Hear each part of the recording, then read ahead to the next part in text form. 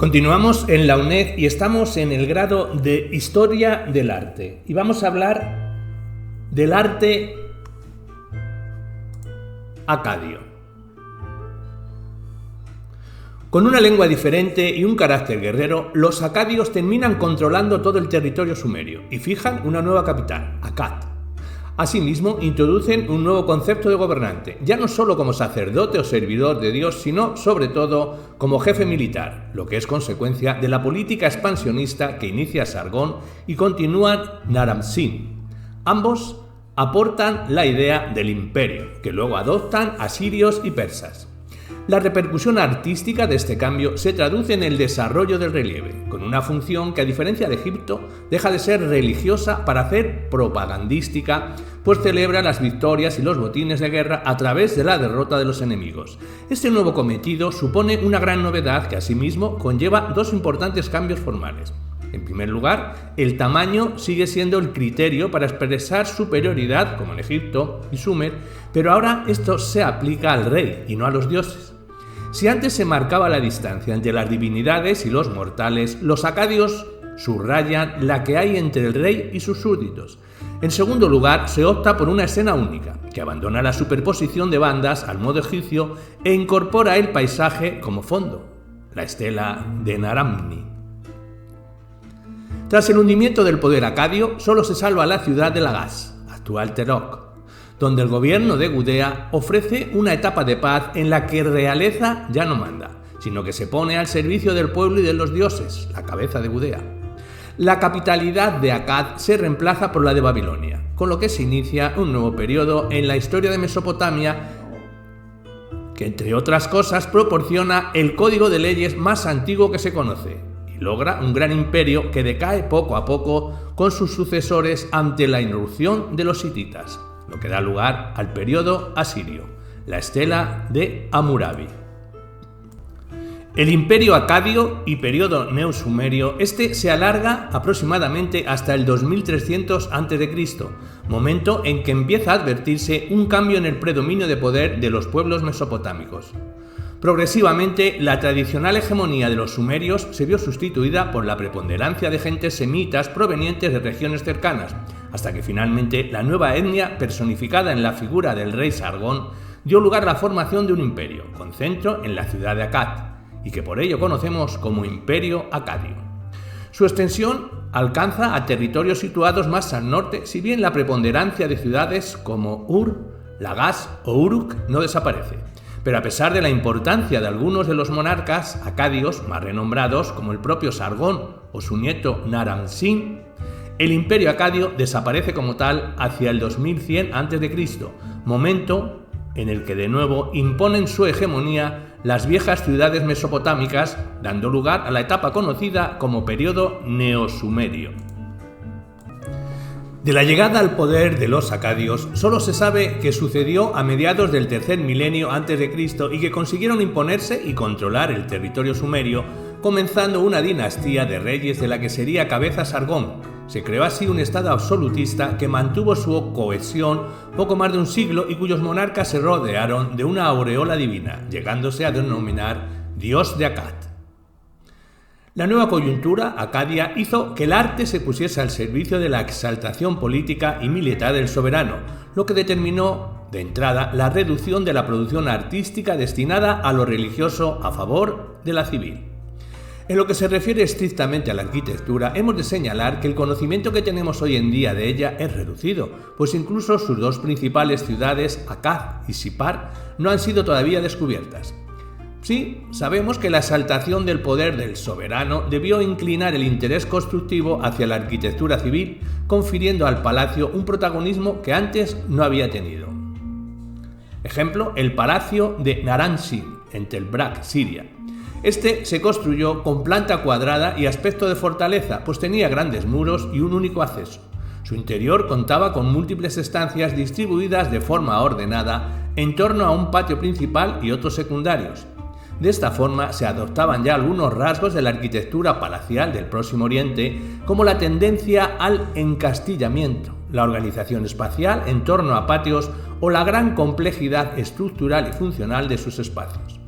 La tipología de este palacio, si realmente fue tal cosa, pues no está de todo claro, se repite en el Palacio Viejo de Asur. E incluso en época neosumeria se construiría el Ek-Urshak en Ur, que destaca por estar dividido en dos sectores, parte pública y parte privada. En cuanto a la representación del poder real, diremos que el arte acadio convirtió a la escultura y el relieve en instrumentos de exaltación política y militar del soberano, dando forma a unas imágenes pensadas para transmitir con eficacia su concepción del poder, conscientes de las posibilidades comunicativas del relieve histórico narrativo, que se dio mucha importancia a esta modalidad escultórica, sobre todo en cuanto a lo que se refiere a las estelas, cuyo arte renovaron desde el punto de vista iconográfico y técnico mediante la introducción de importantes novedades. La estela de Naram Sin es el mejor exponente de lo comentado. Fue hecha para conmemorar la victoria de Akkad sobre Elam y es de imponente tamaño, 2 metros. La figura real aparece en lo alto de una montaña representando a la vez mortal y divino. Porta la tiara de cuernos y bajo él ascienden sus soldados tratados de forma individual. Por lo tanto, ahora era el rey y no los dioses el que ocupaba el lugar central, pero rasgos innovativos también lo fueron la estilización de los personajes, la atención a sus rasgos individuales o la representación del espacio, que aquí hacía que se eliminaran los registros, pero no el claro sentido narrativo de la escena. Además, la diorita se convertía ahora en el material preferido para representar al soberano debido al duro trabajo que exigía su talla y pulido, además de por su característico toque metálico. También fue usada la escultura de soporte metálico para representar la imagen del poder real, caso de la cabeza de gobernante acadio, encontrada en Nínive y que es casi el modelo que se tiene en mente de todo soberano oriental de rasgos semitas, y que sirvió de modelo para culturas posterior como la asiria. Los acadios tienen una lengua semita, de raíz triconsonántica. En cuanto a ellos, estos semitas eran anteriores o al menos contemporáneos a los sumerios. Coexistían en el tercer milenio mezclados en Mesopotamia. Según últimas investigaciones, se descarta las oleadas de pueblos semitas que salen del desierto de Arabia. Encontramos ya a los semitas en Mesopotamia en el protodinástico I, 2900-2700 a.C.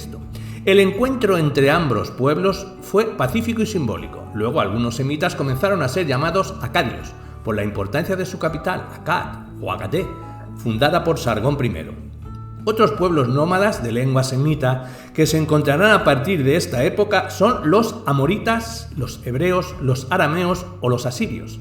También hay semitas no nómadas como son las eblaitas. Del Imperio Acadio de 2334 a 2193.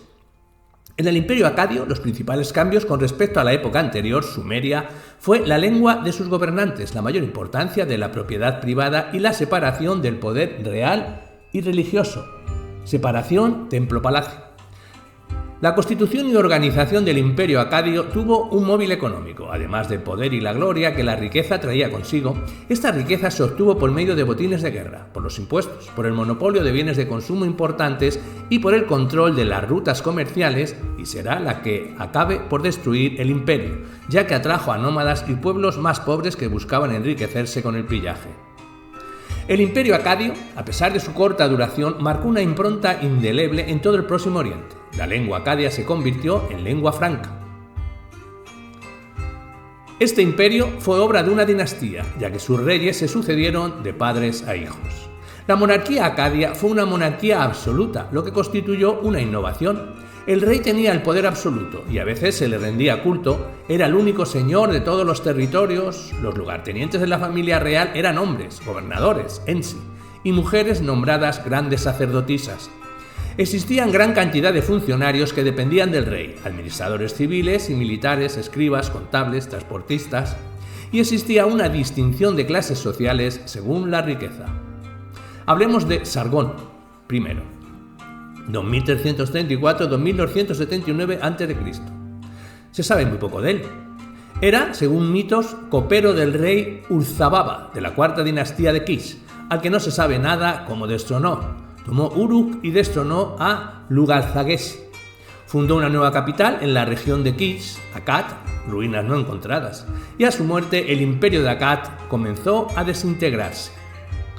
De la política interior diremos que el acadio se convierte en lengua oficial escribiéndose con caracteres cuneiformes sumerios. Se comienza a fechar por el nombre de los años, año de tal suceso. Deja en su cargo a los Ensi y Lugai, vencidos. Solo pone gobernadores nuevos en las ciudades conquistadas o de nueva fundación. De su política exterior diremos que se puede dividir en dos etapas. La primera, la anexión de territorios mesopotámicos, y la segunda, campañas hacia el norte, oeste y el este. De la primera diremos que se añade el título de rey de Kish, liberando la ciudad del poder de Uruk y restaurándola, y que venció a Lugalzaguesi de Umma y Uruk, anexionándose Uruk, Ur, Lagash y Umma, y se tituló rey del país. Y de las campañas hacia el norte, oeste y este diremos que hacia Mari, Ebla, Líbano, Tauro, Anatolia, país de Subartu, Asiria y Awan. Remus, 2778-2270 a.C. Este afrontó sublevaciones en cadena, primero de ciudades aisladas como Ur, Lagash, Umma, Uruk y Kazayo. Luego una coalición de pueblos de Elam se enfrentó a los acadios. Por esta época, Ebla recobró su independencia. Manich Tushu, 2269-2255 a.C. Tuvo lugar la sublevación de los pueblos del norte y del este del imperio. Naram Sin, 2254-2218 a.C. Es el reinado de mayor importancia. Este rey se hizo divinizar llamándose Dios de Agade. Venció a los países del norte, sur y este del imperio, lleva campañas hacia el oeste donde vence a Mari y acaba con el apogeo de Ebla y pacta con Elam. Tuvo problemas con Sumer, destruyó Nippur y profanó y saqueó el santuario más importante de Sumer, la casa de Enlil. Extendió sus dominios tanto como Sargón, titulándose como rey de las 4 regiones. En su época comienzan a representar un problema los Luyubi, habitantes de las montañas de Zagros y Kurdistán Oriental, y los Guti, de la región entre Zab inferior y el Diyala. Antes de su muerte comenzó la disgregación del imperio. Los hurritas ocuparon en estos años una región al este. Sar-Kalisari, 2217-2193 a.C., último rey importante de la dinastía de Akkad. Ya no se llama rey de las 4 regiones, sino rey de Akkad. Uruk intentó independizarse, quizá lo consiguió. Elam se independizó, también los amorreos, Martu y semitas occidentales. Continuó la amenaza Guti o Kutu. Según la tradición sumeria, Akkad fue una ciudad maldita para siempre. De los últimos reyes nombraríamos a Igi, Nanun, Imi, Elulu, Dudu y Suduru, de los que quedan pocas noticias. En cuanto a la cultura, se conservan pocos textos que permiten conocer la cultura de este pueblo, aunque los que existen son de gran calidad y sustituyen el rigor y el hieratismo sumerios por la fantasía y la movilidad, así como el realismo. Tenía gran importancia la lengua acadia, que era la lengua cotidiana, escrita en cuneiforme sumerio, aunque los caracteres acadios son más estilizados y menos pictográficos, y existiendo diferencias regionales entre Mesopotamia del norte y del sur. La del norte había pocas inscripciones sumerias y si se empleaba el sumerio se escribía al lado de la traducción acadia, y la de Mesopotamia del sur se utilizaba el acadio aunque se seguía empleando el sumerio. Después de algunas generaciones será relegado a lengua litúrgica, quedando como lengua culta. En cuanto a la religión, diremos que la íntima fusión de las culturas sumeria y acadia motiva que sea muy difícil determinar qué elementos de la religión acadia eran originalmente semitas y cuáles sumerios. Los acadios, en un afán sincrético, tomaron las divinidades sumerias y las amoldaron a sus propias necesidades religiosas, limitándose prácticamente a un cambio onomástico. En esta época acadia, el politeísmo sumerio y el sentido evolucionaron hasta una sistematización más cuidada y hacia una simplificación, unificando en algunas divinidades las esferas de soberanía de otros dioses. Al igual que en la religión sumeria, existían un gran número de espíritus y demonios buenos y malos. De ellos hablamos, de los mitos. Tienen algunas diferencias con respecto a los sumerios. Son más prosaicos y extensos, pierden variedad conceptual y tienden a la abstracción y jerarquización. Son reelaboración de mitos preexistentes a su ámbito cultural, contienen grandes recursos literarios, hay un menor interés por cuestiones de fertilidad y problemas cósmicos, y hay un interés creciente por cuestiones de la realeza, rey, divinización.